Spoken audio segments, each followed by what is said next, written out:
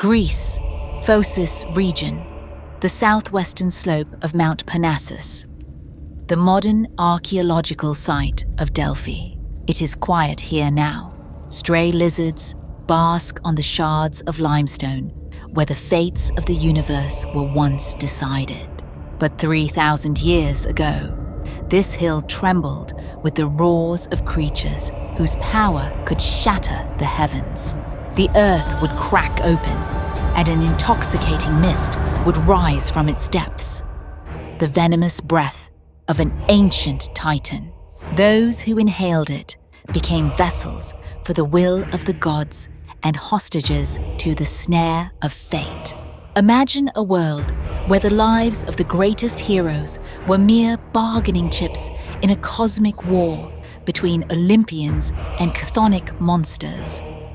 Here, above an abyss twisting in convulsions, the outcomes of the grandest sagas were forged. From this place, a maddened Heracles embarked on his 12 death-defying labors, gripping an immovable club in his fists to atone for the sin of spilled blood. Here, the great Argonaut Jason froze in terror upon hearing the prophecy of the man with one sandal, a decree that would drive him through tempestuous seas in pursuit of the golden fleece. And within these very walls, Perseus learned he was born to become the executioner of his own grandfather, triggering an irreversible chain of fatal events. The swords, shields, and divine blood of heroes were utterly powerless against what was uttered in the shadows of the sanctuary. It was the most dangerous voice of the ancient world. The battle for Parnassus and the first stone of the Oracle. There, beneath the sacred flagstones of the Delphic temple, a monstrous, colossal entity rotted for centuries. A creature whose name the Olympians tried to erase from mortal memory. The Olympian gods did not always rule these cliffs. Before the arrival of Apollo, Parnassus belonged to Python, a gargantuan serpent born of Mother Earth, Gaia herself. He was the living embodiment of primordial chaos, a scaled titan whose coils crushed mountains in a brutal, furious battle for the throne. The young god of light, Apollo, descended upon the monster. The air rang with the snapping of his bowstring. The sky blazed. The god pierced the serpent with 1,000 golden arrows, burning away the chthonic corruption with celestial fire. Yet the ancient power of the Titans never truly dies.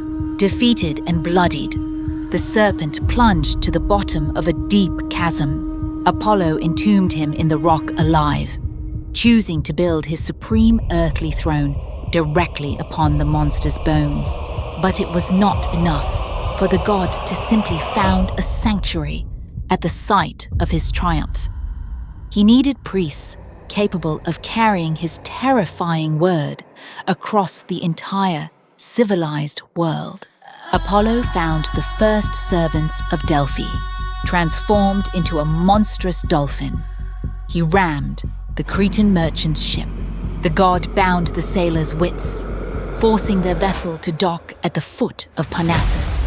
Manifesting in his true, blinding form, he commanded the stunned Cretans to forget their homes forever, become his first priests, and erect the oracle's first altar. In honor of the dolphin god, this sacred place was named Delphi. The divine revelation was the menacing last gasp of a captive beast, the spirit of the serpent, mingling with the subterranean vapors, rose up through the cracks in the rock. Delphi had become a majestic and awe-inspiring altar where the Olympians harnessed the madness of chaos to determine the fate of humanity. The rage of heroes in the Adyton, every manifestation of divine will demanded blood. Victims burned alive on the altar. When the spirit of Python awoke, the chosen priestess, the Pythia, would descend into a secret underground chamber beneath the temple. There, in the gloom, enveloped by the sweetish vapor of the abyss, she would choke, losing her human mind. The veins in her neck bulged, her skin turned deathly pale, and suddenly, a guttural, raspy roar of the imprisoned Titan ripped from her chest. Out of this chaos and screaming, trap prophecies were born. The ancient gods knew no mercy. They did not foretell the future. They lured heroes to certain doom. The oracle shattered King Oedipus, a prophecy that rang out from the darkness. You will kill your father and lie with your mother. In a state of terror, Oedipus leaves his home to protect those he believes to be his parents. He draws his sword, completely unaware that his flight is the key element in the god's trap. At a blind crossroads, in a sudden flash of road rage, he slays an arrogant old man, never suspecting that this is his true, biological father, King Laius. He then arrives in Thebes, saves the city from the Sphinx, and takes the widowed Queen Jocasta as his wife, sharing a bed with the woman who gave him life. The oracle did not just predict the nightmare. If the hero hadn't heard the prophecy and hadn't fled, he would never have met his father on that fateful road. The harder the victim thrashes, the deeper the steel teeth of doom bite into their flesh. The more the victim struggles, the deeper the steel teeth of death sink into its flesh. In the same way, the oracle drove Cadmus forward. He arrived in Delphi, exhausted from searching for his sister, Europa. But the abyss answered with a chilling command. Forget your family, leave the temple, and follow the first cow you encounter until the beast drops dead from exhaustion. There, you shall build a new city. The gods led him straight to the sacred spring of Ares, guarded by a gargantuan dragon. The beast tore apart and devoured all of the hero's companions alive.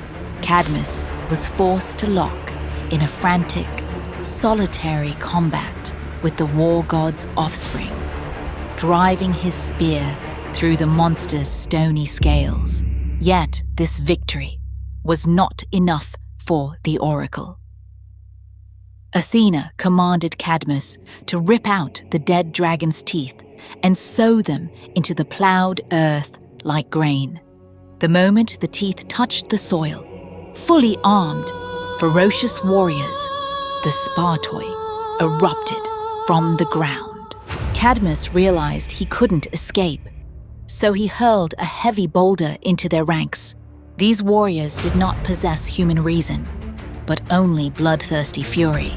They rushed into battle and killed their own brothers until only 5 remained.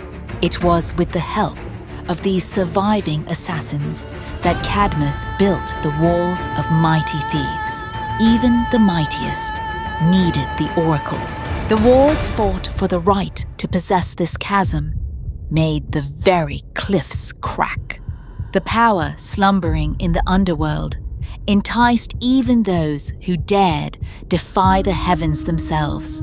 When the great Heracles came to Delphi, tormented by a madness sent by Hera, the Pythia refused him an answer. The greatest hero of Greece did not beg. Flying into a frenzy, he shattered the altar, scattered the guards, seized the sacred golden tripod, and declared war on Apollo himself, ready to raise the temple to its foundations to tear the prophecy out by force. Zeus's lightning bolts ripped the earth apart between own suns, halting this fratricidal slaughter of divine powers. Within these walls, the fate of the Trojan War was also forged. It was here that Agamemnon received a bone-chilling prediction. Troy shall fall only when the best of the Greeks quarrel, and when Achilles drew his blade against Agamemnon in the camps outside Troy. The ancient Delphic prophecy snapped shut, nearly burying the Greek host beneath the walls of the great city. The end of the age of myth. Great eras do not die peacefully. They burn out. Time marched on, and the sacred spring began to dry up. The fissure in the rock gradually closed, sealing the spirit of the ancient serpent Python inside the depths of Tartarus forever. When the gods abandoned Parnassus, the laurel withered, and the talking waters fell silent for eternity, leaving behind nothing but mute marble columns staring into an empty sky. Just as the Olympians once overthrew the Titans, the age of myth gave way to the cold world of men. The Oracle was never a place to seek solace. From this abyss came orders that hurled the heroes into the jaws of monsters. And the most terrifying part is that though this voice from the cellar has gone silent, the darkness beneath the flagstones of Delphi still waits for those who dare ask it of their destiny. The end of the age of myth. Dear viewers, on our channel, you can find dedicated videos about the heroes and gods of Greek mythology. Heracles, Apollo, the history of the Trojan War, and many more. See you soon.